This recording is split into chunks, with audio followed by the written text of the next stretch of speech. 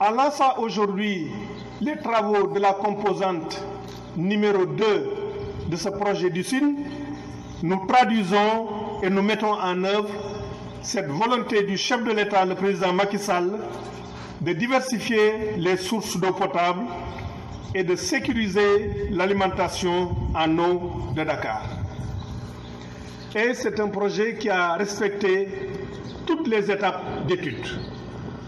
Chendaou l'a expliqué tout à l'heure aussi, les études de bathymétrie, les études de courantologie, les études de qualité de l'eau, sans occulter les études portant sur les impacts sociaux et environnementaux, études qui ont abouti à l'obtention de l'attestation de conformité environnementale et du certificat de conformité environnementale.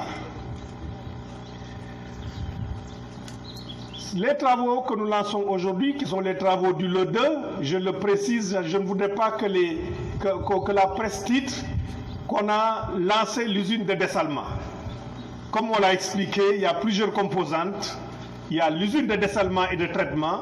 Il y a la composante 2 qui est cette conduite principale de 700 mm de diamètre. Et puis il y a la composante portant sur le réseau de distribution de 316 km, et ainsi de suite. Donc aujourd'hui, il s'agit du lancement des travaux de la composante 2 qui concerne la pose de la conduite principale de 11 km environ, précisément de 10 km 400 que nous lançons aujourd'hui. Ces travaux ont pu être menés grâce à la coopération qu'il y a entre notre pays et le Japon, qui est un partenaire de premier plan du Sénégal. Parce que c'est sur un prêt de 137 milliards de francs CFA que ce projet à long terme, qui dans ses différentes composantes, va être financé.